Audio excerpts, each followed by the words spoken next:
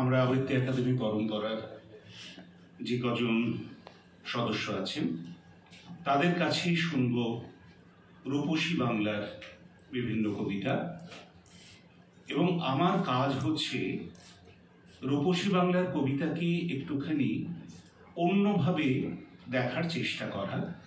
আমরা যেভাবে পড়েছি, আমরা যেভাবে উচ্চারণ করেছি, যেভাবে ভেবেছি, ঠিক সেইভাবেই যদি না ভেবে একটু অন্যভাবে ভাবার চেষ্টা করি তাহলে কি হয়।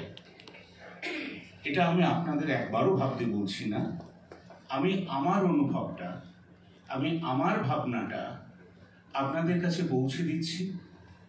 অবশ্যই এটা পরিত্যাগ করবেন, কারণ গ্রহণযোগ্য মনে হবার কোনো কারণ নেই। কারণ যেভাবে আমরা শুনেছি, যেভাবে আমরা অভ্যস্ত, যেভাবে আমরা কমফোর্ট জোনে থাকি, তার বাইরে আমরা যাব না, যাওয়ার কোনো প্রয়োজন নেই। তাহলে মস্তিষ্কের ওপর একটা আঘাত আসে। আমরা শুরু করব প্রথমে চৈতালি। বাংলার মুখ আমি দেখিয়াছি, তাই আমি পৃথিবীর রূপ খুঁজিতে যাই না আর। অন্ধকারে জেগে উঠে ডুমুরের গাছে চেয়ে দেখি, ছাতার মতো বড় পাতাটির নিচে বসে আছে ভোরের দোয়েল পাখি। চারিদিকে চেয়ে দেখি পল্লবের স্তূপ, জাম, বট, কাঁঠালের, হিজলের, অশ্বথের করিয়াছে চুপ। ফণিমনসার ঝোপে সটি বনে তাহাদের ছায়া পড়িয়াছে।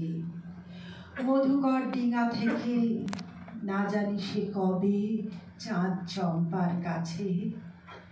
এমনই হিজল, বট, তমালের নীল ছায়া বাংলার অপরূপ রূপ দেখেছিল।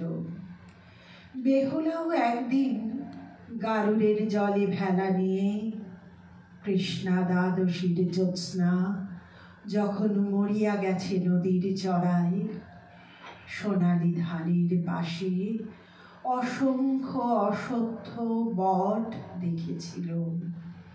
হায়, শ্যামার নরম গান শুনেছিল। একদিন অমরায় গিয়ে ছিন্ন খঞ্জনার মতো যখন সে নেচেছিল ইন্দ্রের সভায়, বাংলার নদী, মাঠ, ভাট ফুল ঘুঙুরের মতো তার কেঁদেছিল পায়। এখানে দেখুন, একটা অসাধারণ কথা আমরা পড়ছি, বাংলার মুখ আমি দেখিয়াছি, তাই আমি পৃথিবীর রূপ খুঁজিতে যাই না আর। অর্থাৎ বাংলাদেশের মধ্যে জীবনানন্দ সমস্ত পৃথিবীকে খুঁজে পাচ্ছে।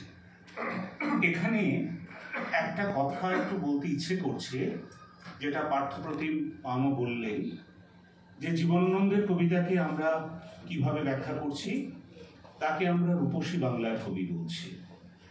রবীন্দ্রনাথ স্বয়ং তাকে বলছেন জীবনানন্দের কবিতা চিত্ররূপময়।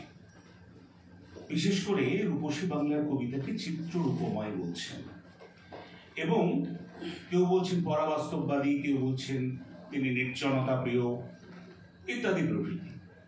জীবনানন্দ স্বয়ং বলছেন, কবিতার কথা গ্রন্থে বলছেন, আমার কবিতা সম্পর্কে যা যা এতদিন বলা হয়েছে তার সমস্ত বিশেষণগুলি আমার কোনো একটি কবিতার সম্পর্কে খাটে, বা কোনো একটি কবিতার কোনো একটি পংক্তি সম্পর্কে খাটে, আমার সমগ্র কাব্যগ্রন্থ সম্পর্কে নয়। তাই যদি হয়, তাহলে জীবনানন্দকে আমরা কি করে বলছি রূপসী বাংলার কবি? কি করে বলছি তিনি নির্জনতার কবি? তিনি কি ঐতিহাসিক কবি নন? তার রূপসী বাংলায় কি আমরা ইতিহাস পাচ্ছি না? আমরা ভূগোল পাচ্ছি না? আবার একটা বিপ্রতীপ, যাকে আমরা বলি ব্যজস্তুতি অলঙ্কার, সেটাও কি দেখতে পাচ্ছি না? আমি ছোট্ট একটা উদাহরণ দিচ্ছি। আমরা এখানে বেহুলার কথা পাচ্ছি। বেহুলা মানে কি? কোন সময়ের কথা? চাঁদ সদাগরের সময়ের কথা। বেহুলাও একদিন গাঙুরের জলে ভেলা নিয়ে কৃষ্ণা দ্বাদশীর জ্যোৎস্না যখন মরিয়া গেছে নদীর চড়ায়, তিনি কি করেছিলেন? সেখানে তার স্বামীর মৃতদেহকে নিয়ে কলার মান্দাসে করে তিনি স্বর্গে যাচ্ছেন, মনসার কাছ থেকে বর প্রার্থনা করবেন তার স্বামীর মৃতদেহ ফিরিয়ে দেবার জন্য। গাঙুর নদী কত বড়? 285 কিলোমিটার। তিনি সেখান থেকে কোথায় এসছেন? তিনি গাঙুরের জলে ভাসতে ভাসতে এসছেন ভাগীরথী নদীতে। ভাগীরথী নদী বহমান হয়েছিল তখন আজকে যেটা আদিগঙ্গা বলি সেই পথে। আদিগঙ্গার পথে গিয়ে তিনি বিদ্যাধরীতে পড়েছিলেন, মানে ভাগীরথী নদী, এবং সেই পথে যাত্রা করেছিলেন বেহুলা। সুন্দরবনের কাছে গিয়ে নেতাধোপানির ঘাটে যখন তিনি দাঁড়িয়েছিলেন, তখন মনসার অনুচরী বা সাথী বা সহচরী নেতাধোপানি তাকে নিয়ে গিয়েছিল স্বর্গে, এবং সেই স্বর্গে সেখানে বসে আছেন কারা? স্বয়ং ব্রহ্মা, স্বয়ং মহেশ্বর, স্বয়ং বিষ্ণু, এবং বসে আছেন দেবরাজ ইন্দ্র, বসে আছেন ইন্দ্রাণী। তাহলে নেতাধোপানির ঘাটটা কোথায়? সেটা সুন্দরবনের কাছাকাছি কোনো অঞ্চলে। তার মানে স্বর্গের দেবতারা কি সুন্দরবনে স্বর্গ বসিয়েছিলেন? এবং সেইখানে যখন স্বামীর মৃতদেহ রেখে বেহুলা ছিন্ন খঞ্জনার মতো নাচছে, আমাদের মাস্টারমশাইরা কেউ কেউ বলেছিলেন তিনি আনন্দে নৃত্য করছেন, তাই কি? ছিন্ন খঞ্জনা যখন তীরের আঘাতে ফালা ফালা হয়ে যাচ্ছে, তার মৃত্যু যন্ত্রণা যখন তাকে গ্রাস করছে, ঠিক সেই সময় ক্যাবারে ডান্সারের মতো নাচতে হয়েছিল বেহুলাকে। এবং সেইখানে খুশি হয়েছিলেন ব্রহ্মা, বিষ্ণু, মহেশ্বর। মনে পড়ছে না দ্রৌপদীর বস্ত্রহরণের কথা? মনে পড়ছে না সেখানে বসে আছে দ্রোণ, কৃপাচার্য, সমস্ত বিদুর, সমস্ত বরিষ্ঠ ব্যক্তিত্বরা? তারা যেমন চুপ করেছিলেন, এখানে সেই দেবতারাও চুপ করেছিলেন।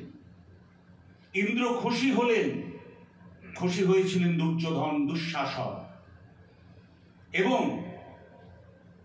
মনসাকে অনুরোধ করলেন, তুমি চাঁদ সদাগরের প্রাণ ফিরিয়ে দাও। মনসা বললেন, দেব, যদি চাঁদ সদাগর আমাকে পুজো করে। সে কথা দিলেন। বেহুলা 17 বছরের একটি মেয়ে, তিনি বললেন, আমি চাঁদ সদাগরকে দিয়ে, আমার শ্বশুরকে দিয়ে আমি পুজো করাবো, তুমি আমার স্বামীর প্রাণ ফিরিয়ে দাও। বলে, তোমার স্বামীর প্রাণ ফিরিয়ে দেব, যে সপ্তডিঙা মধুকর আমি কালীদহে ডুবিয়ে দিয়েছিলাম সেটা ফিরিয়ে দেব, তোমার ভাসুরদের পুনর্জীবিত করব, তুমি চাঁদ সদাগরকে দিয়ে আমার পূজা করাও। ফিরে এলেন বেহুলা। 17 বছরের কিশোরীর চোখের জলের কাছে হার মানলেন, যিনি একদিন বলেছিলেন, যে হাতে পুজেছি আমি শিব সুলবানী, সে হাতে না পুজিব চ্যাংমরি কানি। শর্ত দিলেন, মাথার উপর থাকবে আমার চাঁদোয়া, আমি পেছন ফিরে বা হাতে একটি ফুল ছুঁড়ে দেব মনসার মূর্তির ওপর। মনসা দূর থেকে খবর পাঠালেন, তাতেই হবে। কি করে খবর পাঠালেন? মোবাইল ফোনে, ট্রাঙ্ক কলে, টেলিগ্রামে? কিভাবে খবর পাঠিয়েছিলেন তিনি? আমাদের ভাবতে শেখান এভাবে জীবনানন্দ দাশ। শুধুমাত্র পড়বার আনন্দে পড়ে গেলে আমরা কখনোই বুঝবো না, একদিন অমরায় গিয়ে ছিন্ন খঞ্জনার মতো যখন সে নেচেছিল ইন্দ্রের সভায়, বাংলার নদী মাঠ ফাঁটকুল ঘুঙুরের মতো তার কেঁদেছিল পায়। ঘুঙুর কাঁদে, ঘুঙুর যখন শব্দ করে নৃত্যের তালে তালে, সে আহত হয়, সে ব্যথা পায়। সমস্ত বাংলা সেদিন ব্যথা পেয়েছিল তার অসম্মানে। মহাভারতের বরিষ্ঠ নাগরিকরা ব্যথা পাননি, বরিষ্ঠ দেবতারা ব্যথা পাননি। একটি কিশোরীর লাঞ্ছনাকে উপভোগ করেছিলেন জীবনানন্দ। এই কবিতায় যদি সেদিকে ইঙ্গিত করেন বলে আমি মনে করি, খুব কি অপরাধ করব? বিচারক আপনারা। অশোক, তোমার যেখানে সাধ চলে যাও, আমি এই বাংলার পারে রয়ে যাব। দেখিব কাঁঠাল পাতা ঝরিতেছে ভোরের বাতাসে, দেখিব খয়েরি ডানা শালিখের সন্ধ্যায় হিম হয়ে আসে। ধবল রুমের নিচে তাহার হলুদ ঠ্যাং ঘাসে অন্ধকারে নিচে চলে একবার দুইবার, তারপর হঠাৎ তাহারে বনের হিজল গাছ ডাক দিয়ে নিয়ে হৃদয়ের পাশে। দেখিব মেলি হাত সকরুণ সাদা শাখা ধূসর বাতাসে শঙ্খের মতো কাঁদে। সন্ধ্যায় দাঁড়ালে সে পুকুরের ধারে, খই রঙা হাঁসটিরে নিয়ে যাবে যেন কোন কাহিনীর দেশে। পর্ণ কথার গন্ধ লেগে আছে যেন তার নরম শরীরে। কলমি দামের থেকে জন্মেছে সে যেন এই পুকুরের নীরে। নীরবে বাঁধ হয়ে জলে একবার, তারপর দূরে নিরুদ্দেশে চলে যায় কুয়াশায়। তবু জানি কোনোদিন পৃথিবীর ভিড়ে হারাবো না তারে আমি, সে যে আছে আমার এ বাংলার তীরে। কিশোরীয় ঠাকুর বিভূতিভূষণের জীবন কাহিনী নিয়ে লিখেছেন পথের কবি নামে একটি অসাধারণ গ্রন্থ। সেখানে তিনি দেখিয়েছেন পথ চলার ফাঁকে ফাঁকে বিভূতিভূষণ বন্দ্যোপাধ্যায় কি করে বাংলাদেশের প্রতিটি ধূলিকণা, প্রতিটি গাছপালা ইন্দিরা ঠাকুরানীদের চিনে নিচ্ছেন। বিভূতিভূষণের একমাত্র তুলনীয় কাব্য ব্যক্তিত্ব জীবনানন্দ দাশ। জীবনানন্দ দাশ এমন সমস্ত শব্দচয়নে বাংলার প্রাণের কথা লিখছেন যেগুলিকে সমালোচকরা কাব্য ভাষা বলে স্বীকৃতি দেননি প্রথম দিকে, বরং কখনো কখনো তাকে অশ্লীলতার দায়ে অভিযুক্ত করেছেন। আপনি ভাবতে পারেন, আপনারাও তো কেউ কবিতা লেখেন। এখানে রয়েছে ধবল রোবের নিচে তাহার হলুদ ঠ্যাং ঘাসে অন্ধকারে নেচে চলে। ঠ্যাং শব্দটা কি কাব্য ভাষা? কি মনে হয়? যেটাকে আমরা আর্ট ফর আর্টশেড বলছি, যাকে আমরা কলা কৈবল্যবাদ বলছি, যেটাতে রবীন্দ্রনাথ এবং তার অনুসারী কবিরা কবিতা লিখছেন, সেখানে এই শব্দ ব্যবহারের কোনো অনুমতি নেই। কারণ কাব্য ভাষা হবে সাজানো, গোছানো, পরিশীলিত। এখানে যখন হলুদ ঠ্যাঙের কথা আসছে, সেটা বাটির গন্ধ মাখা একটা শব্দ, একটা কথ্য ভাষার শব্দকে ব্যবহার করছেন তিনি একটি 22 মাত্রার অক্ষরবৃত্ত চালের কবিতায়। জীবনানন্দ রূপসী বাংলাকে যেভাবে আবিষ্কার করেছেন, সেখানে কোনো মহত্তর ইতিহাস নেই। পরণ কথার গন্ধ লেগে আছে যেন তার শরীরের পর। এই যে পরণ কথার গন্ধ লেগে আছে তার নরম শরীরে, কলমি দামের থেকে জন্মেছে সে যেন এই পুকুরের নীড়ে, নীরবে বাঁধ হয়ে জলে একবার, তারপরে দূরে নিরুদ্দেশে চলে যায় কুয়াশায়। তবু জানি কোনোদিন পৃথিবীর ভিড়ে হারাবো না তারে আমি। তিনটা কি? বনলতা সেন, সজনীকান্ত দাস এবং আরো 8 বন্ধু মিলে নাটোরে গিয়ে খুঁজেছিলেন বনলতা সেন নামে কোনো সত্যি কিশোরী আছে কিনা, সত্যি অরুণিমা সান্যাল কোথাও আছেন কিনা সেটা তারা খুঁজতে গিয়েছিলেন। জীবনানন্দ দাশ কতটা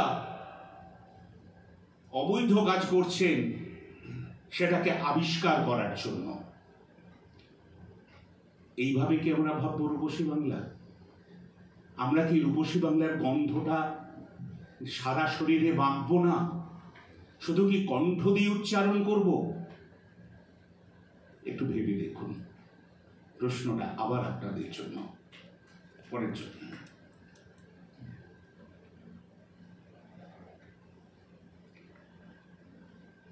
আবার আসিব ফিরে ধান সিঁড়িটির তীরে এই বাংলায়, হয়তো মানুষ নয়, হয়তো বা শঙ্খচিল শালিকের বেশে, হয়তো ভোরের কাক হয়ে এই কার্তিকের নবান্নের দেশে কুয়াশার বুকে ভেসে একদিন আসিব এই কাঁঠাল ছায়ায়। হয়তো বা হাঁস হব কিশোরীর, ঘুঙুর রহিবে লাল পায়, সারাদিন কেটে যাবে কলমির গন্ধ ভরা জলে ভেসে ভেসে।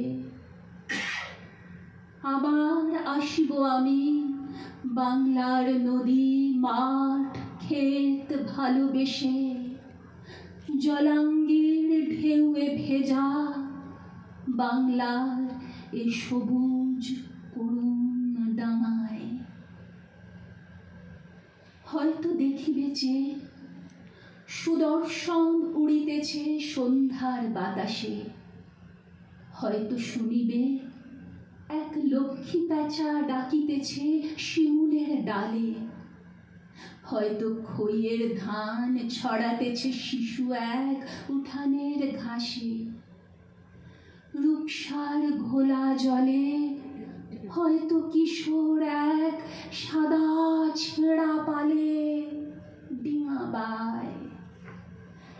রাঙা মেঘ সাঁতরায়ে অন্ধকারে আসিতেছে মিড়ে, দেখিবে ধবল বক। আমারেই পাবে তুমি ইহাদের ভিড়ে। কখনো প্রশ্ন করেছেন জীবনানন্দ কোথা থেকে ফিরে আসবে? আবার আসিব ফিরে ধান সিঁড়িটির তীরে এই বাংলায়, কোথা থেকে ফিরবেন জীবনানন্দ দাস?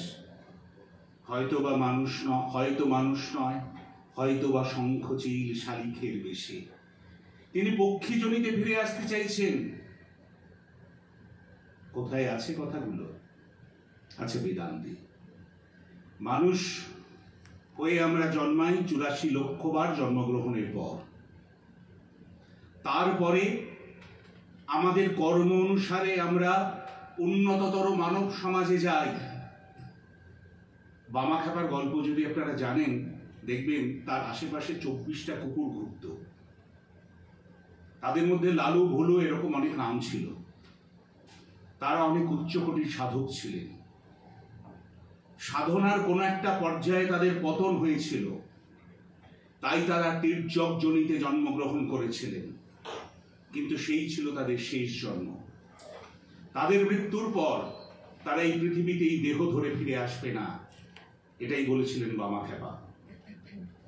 কবি বলছেন আবার ফিরব তিনি, আবার ফিরতে চান তিনি, কখনো শালিক হয়ে, কখনো হাঁস হয়ে, কখনো শঙ্খচিল হয়ে। তার মানে বারে বারে তিনি জন্মান্তরের পথে যাচ্ছেন। জীবনানন্দ সত্যিই কি জন্মান্তরবাদী? একটা ছোট্ট লেখা পড়ি জীবনানন্দের কথা। পাবেন কোথায়? কবিতার কথা বইতে।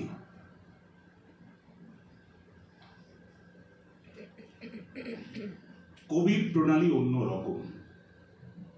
কোনো প্রাক নির্দিষ্ট চিন্তা বা মতবাদের জমাট দানা থাকে না কবির মনে, কিংবা থাকলেও সেগুলিকে সম্পূর্ণ নিরস্ত করে থাকে কল্পনার আলো ও আবেগ। কাজেই চিন্তা ও সিদ্ধান্ত, প্রশ্ন ও মতবাদ প্রকৃত কবিতার ভিতর সুন্দরীর কটাক্ষের পিছনে শিরা উপশিরা রক্তের কণিকার মতো লুকিয়ে থাকে, যেন লুকিয়ে থাকে। কিন্তু নিবিষ্ট পাঠক তাদের সে সংস্থান অনুভব করে, বুঝতে পারে যে তারা সঙ্গতির ভিতর রয়েছে, অসংস্থিত পীড়া দিচ্ছে না। কবিতার ভিতর আনন্দ পাওয়া যায়। জীবনের সমস্যা ঘোলা জলের মুশিকাঞ্জলির ভিতর শালিকের মতো স্নান না করে বরং যেন আসন্ন নদীর ভিতর বিকেলের সাদা রৌদ্রের মতো স্নান না করে বরং যেন করে আসন্ন নদীর ভিতর বিকেলের সাদা রৌদ্রের মতো সৌন্দর্য ও নিরাকরণের স্বাদ পায়। এ না হলে আমরা জিজ্ঞাসা ও চিন্তার জন্য কেন পতঞ্জলির কাছে যাব না, বেদান্তের কাছে যাব না, স্বরদর্শনের কাছে যাব না?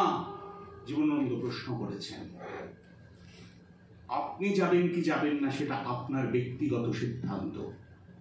জীবনানন্দ গেছেন, সেখানে তিনি নিজেকে উপলব্ধি করেছেন স্বরদর্শনের কথা, বেদান্তের কথা, পতঞ্জলির যোগ সাধনার কথা। তারপর তিনি কবিতা লিখেছেন। সুতরাং এইগুলো না উল্টে যদি আমরা রূপসী বাংলা পড়তে যাই বা জীবনানন্দ পড়তে যাই, তাহলে আমরা আমাদের মতন ভাবতে পারব। কিন্তু কবি যে অনুসারে অর্থ করেছেন অনেক সময় সেটা তার থেকে বহু দূরে অবস্থিত কোন স্মরণই হবে মাত্র। যে পথে কবি গেছেন সে পথ আমরা অনুসরণ করতে পারবো না, আমরা নিজেদের মতো স্মরণই তৈরি করে নেব। শুনলেন? তোমার বুকের থেকে একদিন চলে যাবে তোমার সন্তান, বাংলার বুক ছেড়ে চলে যাবে। যে ইঙ্গিতে নক্ষত্র ঝরে আকাশের নীলাভ নরম বুক ছেড়ে দিয়ে হিমের ভিতরে ডুবে যায়। কুয়াশায় ছড়িয়ে পড়ে দিকে দিকে রূপসালী ধান। একদিন হয়তো বা নিম প্যাঁচা অন্ধকারে গাবি তার গান। আমারে করিয়ে নেবে মিঠুই দূরের মতো মরণের ঘরে। হৃদয় ক্ষুধের গন্ধ লেগে আছে আকাঙ্ক্ষার। তুত চোখের উপরে নীল মৃত্যু জাগর বাঁকা চাঁদ, শূন্য মাঠ, শিশিরের ঘ্রাণ। কখন মরণ আসে কি বা জানি, কালিদাহে কখন যে ঝড় কোমরের নাল ভাঙে। ছেড়ে ফেলে গামছি শালিকের প্রাণ, জানি না গো তবু যেন মরি আমি এই মাঠ ঘাটের ভিতর। কৃষ্ণা যমুনার নয় যেন এই কামড়ের ঢেবের আখ্যান লেগে থাকে চোখে মুখে। রূপসী বাংলা যেন বুকের উপর জেগে থাকে, তার নিচে শুয়ে থাকি আমি অর্ধনারীশ্বর। কবিতাটা মৃত্যু চেতনার কবিতা বলে খ্যাত। আমরা যখন অনার্স করছি বা আমরা যখন মাস্টার ডিগ্রি করছি তখন কোনো কোনো প্রথিতযশা মাস্টারমশাই এই কবিতাকে মৃত্যু চেতনার কবিতা বলে চিহ্নিত করেছিলেন। আমাদের সেটা পরীক্ষায় লিখতে হয়েছিল। কিন্তু সত্যিই কি তাই? ভারতীয় দর্শনে মৃত্যু চেতনা বলে কি কিছু আছে? আমরা যদি রবীন্দ্রনাথ দেখি সেখানে কি মৃত্যুর তিনি জয়গান করেছেন? যা ছিল শোক আজ তাই হয়েছে শান্তি। তিনি বারবার বলছেন আমরা যেটা ফেলে চলে যাই, পথ কি নিজের শেষকে জানে? পথ নিজের শেষকে জানে না। যেখানে তার ফুল লুপ্ত হয় তাকে সে চিন্তা করতে পারে না। যা আছে যা ছিল সবটাই রয়ে গেছে প্রকৃতির মধ্যে, প্রতিটি ধূলিকণার মধ্যে। এখানে যখন কবি বলছেন তোমার বুকের থেকে একদিন চলে যাবে তোমার সন্তান, বাংলার বুক ছেড়ে চলে যাবে। বাংলার বুকের সন্তান কারা? আমি আপনি যেমন বাংলার সন্তান, তেমনি প্রতিটি গাছ, প্রতিটি মাঠ, প্রতিটি পুকুর, প্রতিটি ঘাস, প্রতিটি পাখি, প্রতিটি পশু বাংলার সন্তান, এবং এটা চরম সত্য। যেখানে জন্ম হয়েছে সেখানে মৃত্যু হবে, অর্থাৎ দেহ ছেড়ে চলে যাওয়া হবে। কিন্তু দেহ ছেড়ে চলে যাওয়াই কি মৃত্যু? কি বলে ভারতীয় দর্শন? না, অন্যতর লোকে যাওয়ার কথা। আপনারা যারা এখানে ব্রাহ্মণ সন্তান আছেন, যারা নিয়মিত গায়ত্রী করেন, ভূ ভূর্ভ ভব ইত্যাদি ইত্যাদি, এটা 7 লোকের ছবি এই ভূ ভূর্ভ ভবতে আছে। সেই 7 লোকে আমাদের পরিক্রমা করতে হয়। যদি স্বাভাবিক জীবন মৃত্যুর ইতিহাস ধরি, 60,000 বছর পর্যন্ত সময় লাগতে পারে। আবার আমরা যদি বিশেষ পদ্ধতি অনুসরণ করে জীবনচর্যা অবলম্বন করি, তাহলে 1 জন্মে মুক্তির কথা বলা আছে ভারতীয় দর্শনে। পড়ুন বিবেকানন্দ, তার বাণী ও রচনাগুলি উল্টান। তিনি ফুটবল খেলতে বলছেন গীতা না পড়ে। কেন? মস্তিষ্ককে আগে চালনা করুন, আপনার চেতনাকে আগে জাগ্রত করুন, কতগুলি নির্দিষ্ট ধ্যান ধারণার মধ্যে বদ্ধ থাকবেন না। যখন জীবনানন্দ বলছেন রূপসী বাংলা যেন বুকের উপর জেগে থাকে, রূপসী বাংলা কি মৃত? প্রতি মুহূর্তে জীবনের স্রোত বয়ে যাচ্ছে তার উপর দিয়ে। তারই নিচে শুয়ে থাকি যেন আমি অর্ধনারীশ্বর। কাকে বলে অর্ধনারীশ্বর? সদাশিব এবং প্রথম শক্তির মিলন যেখানে সংগঠিত হয়, যাকে বলে বিপরীত মিলন, যার থেকে সমগ্র বিশ্ব চেতনার উদ্ভব, প্রতি মুহূর্তে যেখানে সৃষ্টি হয়ে চলেছে, সেই বিপরীত মিলনের মধ্যে কবি জেগে থাকতে চান। মৃত্যুর পর যে জীবন আসবে, কবি সেটাই উল্লেখ করেছেন এই কবিতায়, অত্যন্ত রহস্যময় ভাবে, অত্যন্ত পরিশীলিত ভাবে, অত্যন্ত সাংকেতিক ভাষায়। কায়া তরুবর পঞ্চমী ডালো চঞ্চল চিয়ে পৈঠ্য কালো, যেমন সাংকেতিক ভাষায় লেখা বজ্রযানী বৌদ্ধদের একটা সংকেত। কায়ারূপ তরুবর 5 তার ডাল, চঞ্চল চিত্তে পশে আসি কাল, তেমনি জীবনানন্দের এই কবিতাও সেই রহস্যময় সংকেতে ভরা। উপযুক্ত অধিকারী ছাড়া এই সংকেত ভেদ করা সাধ্য আমার মতন খুব সাধারণ পাঠকের নেই। আপনাদের আছে কিনা আপনারা ভেবে দেখুন। রবীন্দ্র, কোনদিন দেখিব না তারে আমি, হেমন্তে পাকিবে ধান, আষাঢ়ের রাতে কালো মেঘ নিংড়াই সবুজ বাঁশের বন, গেয়ে যাবে উচ্ছ্বাসের গান সারা রাত। তবু আমি সাপ চড়া অন্ধ পথে বেনু বনে, তাহার সন্ধান পাব না কো। পুকুরের পাড়ে সে যে আসিবে না কোনোদিন হাসিনের সাথে,